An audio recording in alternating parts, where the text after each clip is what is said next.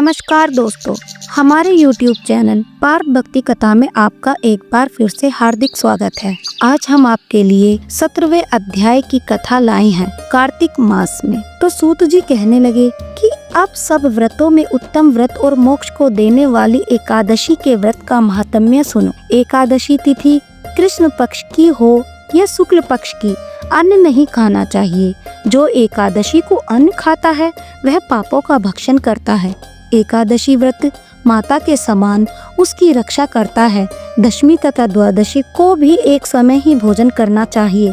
नारद जी कहते हैं कि गंगा के समान तीर्थ नहीं, माता के समान गुरु नहीं, विष्णु के समान देव नहीं, अन्न न खाने के समान तप नहीं, तथा शांति के बराबर सुख नहीं, सत्य के बराबर ज्योति नहीं, कार्तिक के समान मास नहीं, ज्ञान के समान लाभ नहीं, तथा एकादशी के समान व्रत नहीं। व्रत करने वाला प्रातः समय उठकर भगवान का पूजन करे, पुराणों की कथा सुने, एकादशी की रात्रि को जागरण करे। नारद जी कहने लगे कि हे राजन, अब एक इतिहास सुनो। नर्मदा के तट पर गालव ऋषि का अति शोभ्यमान आश्रम था। मालव का भद्रशील नाम का एक पुत्र था जो विष्णु का परम भक्त था। वह बालकों के साथ भगवान की मूर्ति बनाकर पूजन किया करता था। साथ ही बालकों को उपदेश दिया करता था कि वह भी भगवान का पूजन करें तथा एकादशी का व्रत रखें। बालक भी उसका उपदेश सुनकर वैसे ही किया करते थे। अपने पुत्र के चरित्र को देखकर एक समय उसके पिता गालव ऋषि ने उससे पूछा कि भद्रशील, तुम सदैव भगवान का विष्णु की पूजा में लगे रहते हो, यह उपदेश तुमको किसने दिया? यह बात सुनकर भद्रशील कहने लगा कि पिताजी, आपको अपने पूर्व जन्म का वृत्तांत सुनाता हूँ। पिछले जन्म में मेरा जन्म चंद्र वंश में हुआ था। धर्म कीर्ति मेरा नाम था। दत्तात्रेय जी से मैंने शिक्षा दीक्षा ग्रहण की। मैंने 1000 वर्ष तक राज्य किया। उस काल में मैंने अनेक धर्म तथा पाप के कर्म भी किए, परंतु दैववश मैं बुरी संगत में पड़ गया और वेद मार्ग छोड़कर पाखंड मार्ग पर चल पड़ा। मेरे इन आचरणों को देखकर प्रजा भी पाप के कर्म करने लगी। इस प्रकार धर्म शास्त्रों के कथनानुसार प्रजा के पाप का छठा भाग मुझको भी मिलने लगा। एक दिन हम शिकार खेलने के लिए वन में गए, अतएव सारे दिन भूखे और प्यासे ही रहे। खाने को कुछ नहीं मिला। घूमते फिरते हम मार्ग भी भूल गए और शाम को नर्मदा नदी के किनारे पर पहुंच गए।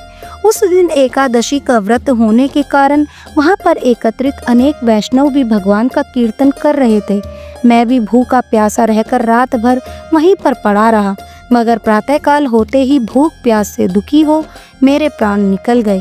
उसी समय यमराज के दूत मुझको पापी समझकर मारने पीटने यमराज के पास ले गए। यमराज ने चित्रगुप्त से मेरे सब पाप और पुण्यों का लेखा मांगा।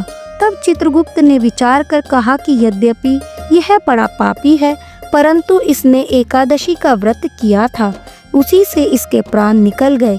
इस कारण इसके समस्त पाप क्षय हो गए हैं। यह सुनकर यमराज तत्काल अपने सिंहासन से उठकर खड़े हो गए और हाथ जोड़कर मुझसे बोले कि क्षमा करना, हमसे भूल हो गई। साथ ही मुझको नमस्कार भी किया। फिर अपने दूतों को धमका कर कहने लगे, जो मनुष्य भगवान के नामों का जाप करता हो उसको कभी हमारे पास मत लाओ। जिसने अनजाने में भी एकादशी का व्रत किया हो तब भी उसके सब पाप क्षय हो जाते हैं और उसको हमारे पास आने की आवश्यकता नहीं पड़ती। इसके बाद यमराज ने मेरा पूजन किया और फिर मुझे सुंदर विमान में बिठाकर विष्णु लोक को भेज दिया। हजारों वर्ष तक इंद्रलोक तथा विष्णु लोक में रहने के पश्चात अब फिर मैंने यहाँ पर जन्म लिया है। जो कोई इस कथा को पढ़ता है अथवा सुनता है उसके सभी पाप नष्ट हो जाते हैं। इसी प्रकार कार्तिक महात्म्य का 17वां अध्याय भी समाप्त हुआ। हरे कृष्णा।